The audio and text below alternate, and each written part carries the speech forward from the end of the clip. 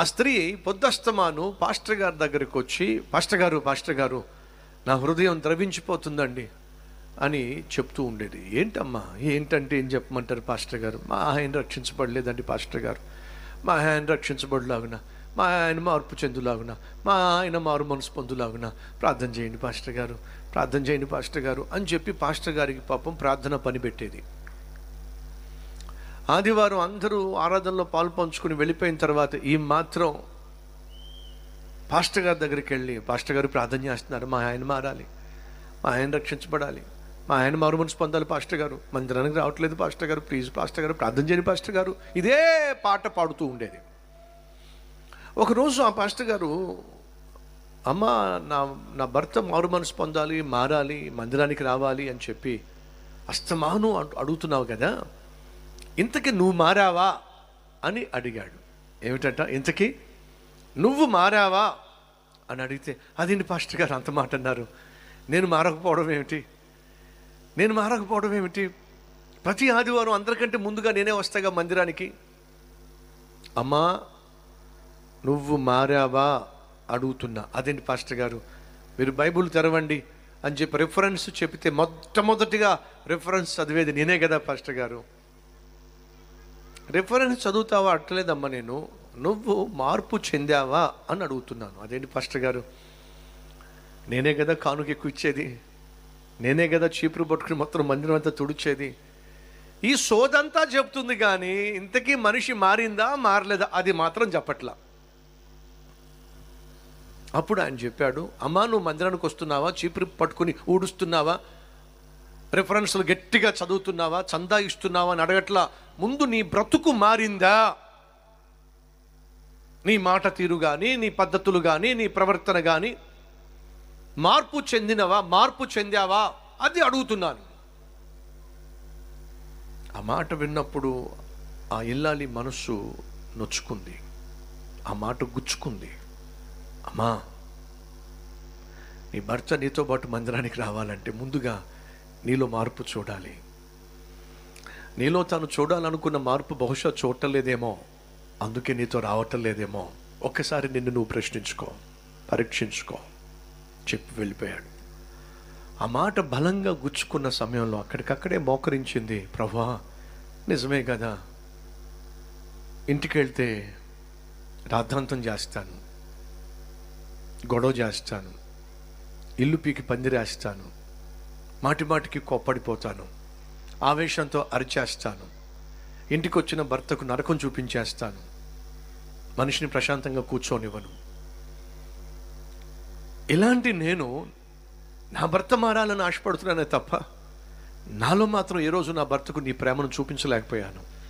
క్షమించు ప్రభువా, ఇక్కడి నుంచి నువ్వు ఆశిస్తున్నటువంటి మార్పు నాకు దయచేయి, నువ్వు ఆశించేటటువంటి ఒక ఉత్తమమైన ఇల్లాలిగా నాలో మార్పు దయచేయి ప్రభువా, నన్ను క్షమించు, ఒక మంచి భార్యగా నన్ను మార్చు ప్రభువా.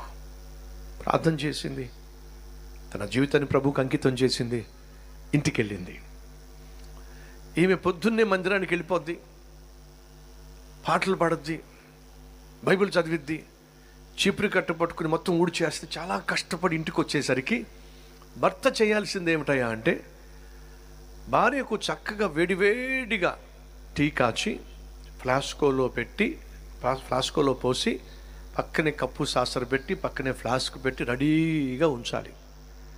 ఆమె తలుపులు తెరుచుకుని వచ్చిందో లేదో గబ్బ భర్త వెళ్ళి ఫ్లాస్కోలో ఉన్నటువంటి కాఫీ కప్పులో పోసి ఇదిగో కాఫీ అని చెప్పి ఇవ్వాలి.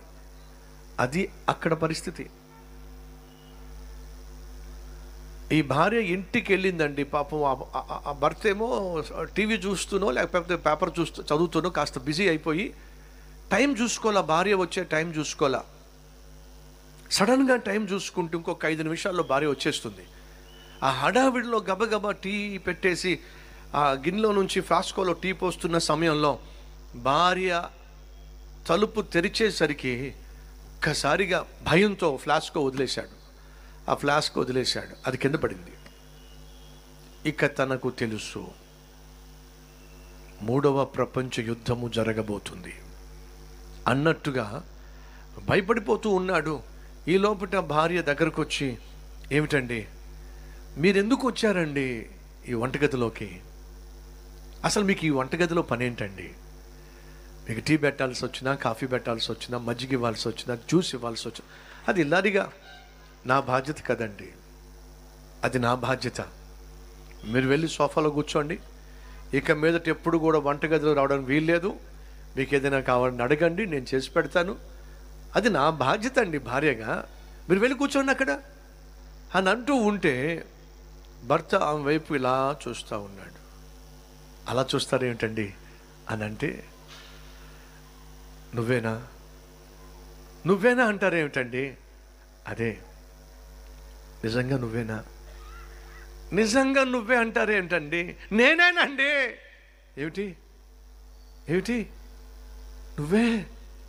నువ్వే నన్ను కూర్చో, నేను టీ పెట్టుకొస్తా, కాఫీ పెట్టుకొస్తా, కావాలంటే జ్యూస్ ఇస్తా, ఇక మీదట నేను భార్యగా నా బాధ్యతలు నిర్వర్తిస్తా అంటుంది నువ్వేనా? అప్పుడు అంటుంది, నన్ను క్షమించండి, భార్యగా నా బాధ్యతలు మర్చి రాచి రంపం పెడుతూ మిమ్మల్ని బహుగా విసిగించినటువంటి గయ్యాలనండి. నేను మారకుండా మీరు మారాలని చెప్పి నేను ఆశించాను, తప్పు తెలుసుకున్నానండి. ఇక నుంచి నేను ఒక బాధ్యత కలిగిన భార్యగా, జ్ఞానం కలిగినటువంటి స్త్రీగా ఇల్లు ప్రార్థనతోనూ ప్రేమతోనూ కట్టుకుంటానండి అని అంటే, ఆ భర్త ఏమన్నాడో తెలుసా? ఏమే ఏంటండి, నీలాంటి దాన్ని ఆ ప్రభు మార్చగలిగితే నాలాంటి మార్చటం ఆయనకి ఏమైనా కష్టమా చెప్పు?